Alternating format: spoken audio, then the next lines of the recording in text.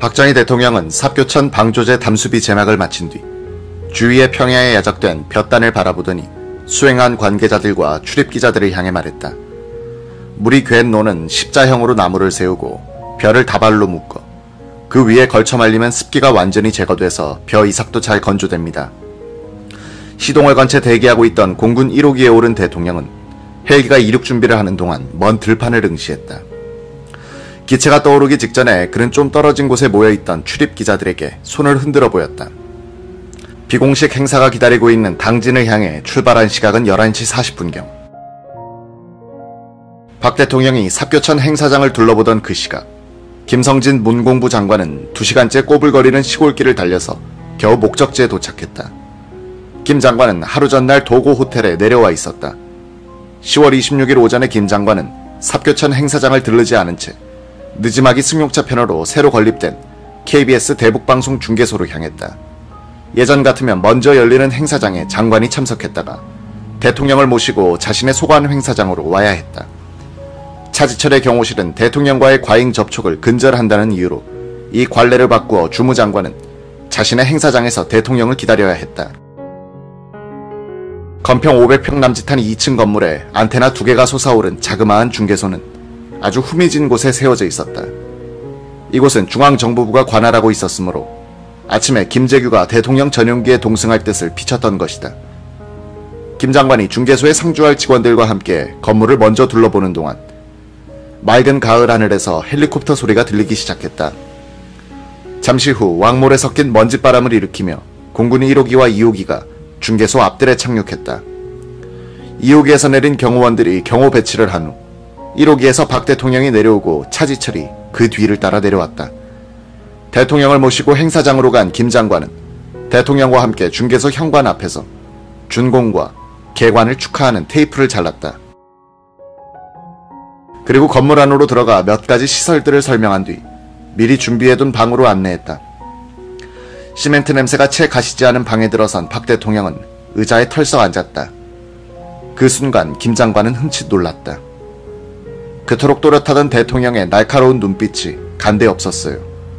나를 바라보던 눈빛은 쾌행하니 안광이 비어 있었습니다. 더구나 얼굴에는 윤기도 없고 대통령 특유의 긴장감도 없었습니다. 마치 죽은 사람의 얼굴을 보는 것 같았습니다. 잠시 침묵이 흘렀다. 김 장관, 나 물 한 잔 줘.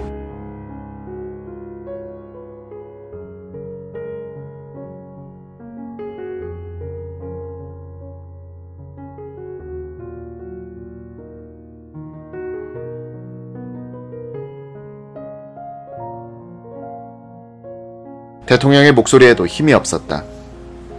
1시간도 채 걸리지 않은 작은 행사를 마치고 대통령이 이렇게 기진맥진한 채 물을 청하는 모습에 김성진 장관은 목이 맸다. 냉수를 받아든 대통령은 단숨에 꿀꺽꿀꺽 다 들이켰다. 그러고는 어깨에 힘을 쭉 빼더니 의자에 비스듬히 기대며 묵묵히 무엇인가 생각에 잠기는 듯했다. 그때까지 박 대통령을 만 9년 동안 모셔왔던 김성진으로서는 처음 보는 광경에 애가 탔다. 김 장관은 불안해졌다. 어디가 편찮으신가? 아니면 삽교천 행사 때 무언가 마음에 들지 않은 언짢은 일이 있었나? 그렇다고 대통령에게 함부로 물어볼 수도 없었다. 잠시 후 대통령은 밖으로 나가 예정된 기념식수를 한 뒤 헬리콥터로 향했다. 헬기 동승자 명단에 포함되지 않았던 김 장관은 대통령의 뒤를 따라가다가 헬기 문 밖에까지 전송하게 됐다. 헬기에 올라탄 박 대통령은 김 장관을 보더니 왜 안 타나? 라고 했다. 행사 후 KBS 직원들과 동네 유지들을 모시고 점심을 같이 하기로 되어 있었던 김 장관은 대통령의 최근에 헬기로 뛰어올랐다. 먼지를 일으키며 1호기가 이륙했다. 뒤따라 이륙을 시도하던 2호기는 엔진 고장을 일으켜 주저앉고 말았다. 약 30분 동안 2호기는 KBS 중계소 앞뜰에서 긴급 수리를 해야 했다. 먼저 이륙한 1호기는 1시간 전에 행사를 치렀던 삽교천 방조제 부근 상공으로 비행했다. 그동안 대통령은 아무 말 없이 무슨 생각에 골몰하는 듯 하더니 갑자기 아래를 내려다보며 뭐라고 혼자 중얼거리기 시작했다. 옆에 앉은 김 장관이 귀를 기울여도 무슨 말인지 통 알아들을 수 없는 말을 혼자서 계속했다. 그러더니 갑자기 김 장관에게 얼굴을 돌리고는 이렇게 물었다. 그렇게 하면 안 되지. 말뜻을 알아차리지 못한 김 장관이 머뭇거리자 박 대통령은 아무 일도 아니었다는 듯 또다시 깊은 생각에 잠기는 것이었다. 도고호텔 앞마당에 공군 1호기가 착륙한 것은 12시 40분이었다. 소음으로 가득 찬 좁은 공간에서 바람과 먼지가 휘말려 올랐다. 마당 한 구석에 있는 사슴 사육장에서는 헬기 소리에 놀란 새끼 밴 사슴 한 마리가 머리를 벽에 들이받고 죽었다. 이딴 사고들은 대통령에게 보고되지 않았다. 도고호텔 2층 회의실에서는 오찬이 있었다. 대통령의 좌석은 맨 끝에 독상 차림으로 마련돼 외딴 섬처럼 느끼게 되어 있었다. 그 좌우로 길다란 탁자가 배치되어 있었고 손수익 충남지사 등 17명이 앉았다. 예전에는 대통령과의 오찬 석상에서 비서관들은 예의를 깍듯하게 차리면서도 유쾌한 분위기를 만들어 나가는데 지혜를 모으곤 했다. 웃음도 있었고 농담과 재담이 넘치곤 했다. 그날 김성진 장관은 딱딱하게 말라버린 가랑잎 같은 존재들만이 대통령을 저 멀리 쳐다보면서 밥술만 뜨는 참으로 한심하고 송구스러운 점심으로 기억했다. 농담은 대통령이 주로 했다. 대통령은 김원기 장관이 뜻밖의 중공식장에 나타나 이상하게 생각했어 라고 말했다. 김 장관이 당진이 제 고향입니다 라고 말하자 대통령은 그렇군 이라고 가볍게 받으면서 농담조로 이런 말도 했다.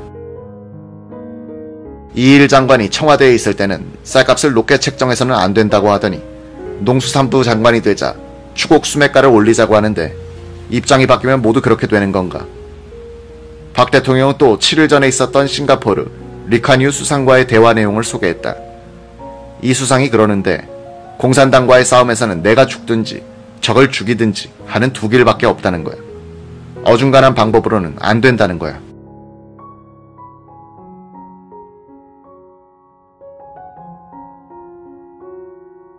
오찬을 마친 대통령을 태운 공군 1호기가 도고 호텔을 이륙한 것은 오후 1시 50분쯤이었다. 박정희는 기장에게 아산만 쪽으로 가 현충사 상공을 한번 돌게 했다. 그는 고민이 있으면 이곳에 들러 충무공 이순신과 무언의 대화를 나누곤 했다. 박정희가 이순신에 대하여 동병상련을 느꼈던 부분은 당대의 평가를 기대하지 않고 역사의 짐을 고독하게 지고 가야 했던 사람으로서의 공감이었을 것이다. 대통령은 서울 상공에 와서도 한 바퀴를 돌도록 했다.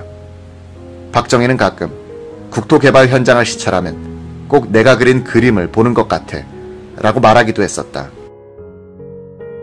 한반도란 화폭에다가 가장 큰 밑그림을 그린 인물로 기록될 박정희는 6.25 동란의 폐허 위에서 불사조처럼 솟아나 그의 시대의 세계적 대도시가 된 콘크리트 정글을 대견스럽게 내려다보았다.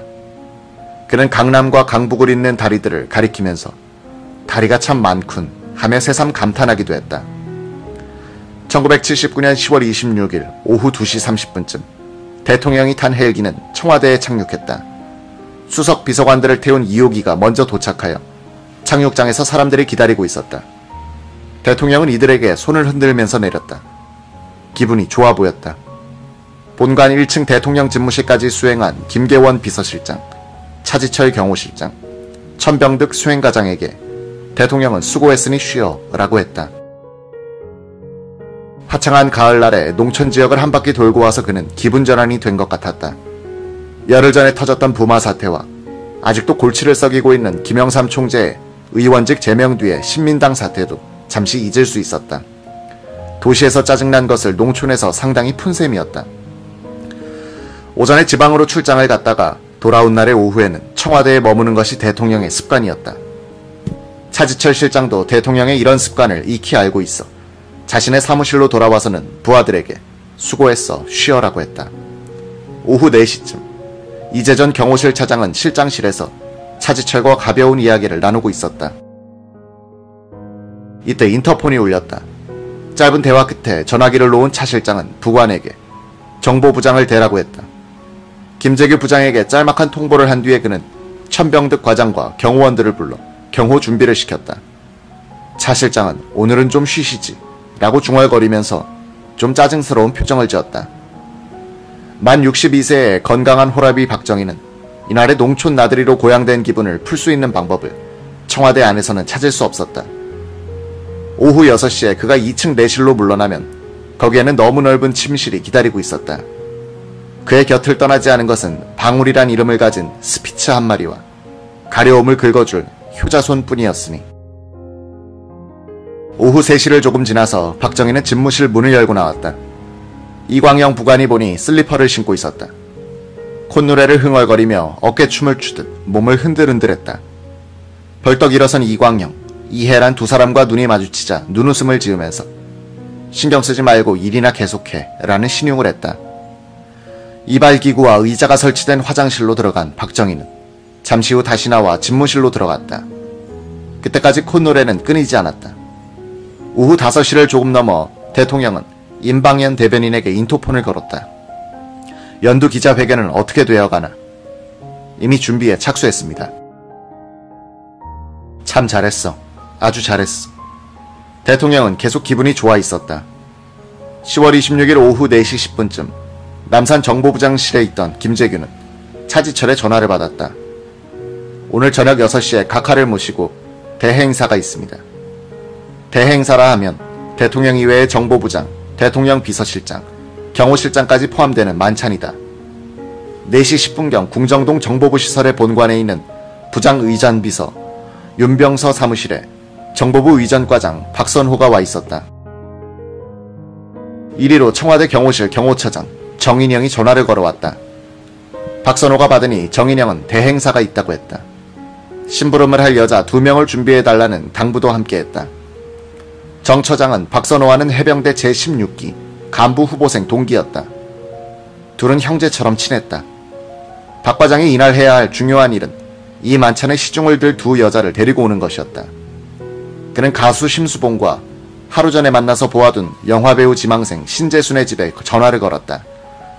신양은 오후 5시 20분까지 플라자 호텔 커피숍에서, 심수봉 양은 오후 5시 30분에 뉴 내자 호텔 커피숍에서 만나기로 약속했다.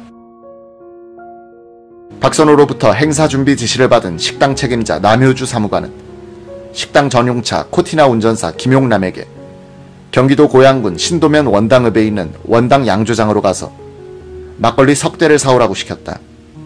최근 들어 대통령은 양주를 많이 마셨지만 언제 막걸리를 시킬지 몰라 준비를 시킨 것이었다. 김재규는 남산의 부장실을 출발하여 오후 4시 20분쯤에 궁정동에 도착했다. 정보부장 수행비서관인 육사 18기 출신의 현역대령 박흥주가 부장 승용차의 앞자리에 타고서 수행했다. 부장차가 궁정동 본관에 당도하니 박선호가 기다리고 있다가 차에서 내리는 부장에게 귓속말로 무엇라고 보고를 했다. 박 대령은 오늘 행사가 있구나 하고 직감했다. 박 대령은 부장의 서류 가방을 들고 윤병서 비서와 함께 2층 부장 집무실로 따라 올라갔다. 박흥주 대령은 오후 3시경에 부장이 이발을 할 수 있도록 이발사를 불러두었다. 그 이야기를 했더니 김재규는 오늘 각하께서 일찍 오시면 곤란하니 내일 이발을 하도록 하지 라고 했다. 오후 4시 40분경 김재규는 1층 윤병서 의전비서의 방에 있던 박흥주 대령을 인터폰으로 찾았다. 김 부장이 박 대령에게 정승화 육군 참모총장에게 전화대라고 지시하는 말을 곁에서 들은 윤 비서가 재빨리 일반 전화로 정승화 총장실에 전화를 걸었다. 윤 비서는 다시 인터폰으로 부장에게 육군 총장님 전화 나왔습니다 라고 보고했다. 이날 정 총장은 육군본부 집무실에 있었다. 오전에 라디오를 통해서 삽교천 방조제 중공식 실황중계를 듣고 나서 저녁으로 잡혀 있었던 전 2군 사령관 김종수 중장 송별원을 취소한 뒤에 퇴근 시간을 기다리고 있었다. 김 중장은 2군 사령관 자리에서 물러나 수산청장으로 간 지 며칠 되지 않았었다. 정 총장은 삽교천 중공식 중계를 듣고 비로소 대통령이 지방에 내려갔음을 알았다. 대통령의 일정을 알려주지 않은 경호실장이 마뜩찮게 생각됐다. 정 총장은 대통령도 안 계신데 송별 파티를 열기도 못하군 하는 생각이 들었다. 그래서 그 행사를 연기시킨 것이다. 이때 수석부관 황원탁 대령이 방으로 들어왔다. 김재규 중앙정보부장이 직접 전화를 걸었습니다. 정 총장은 수화기를 들었다.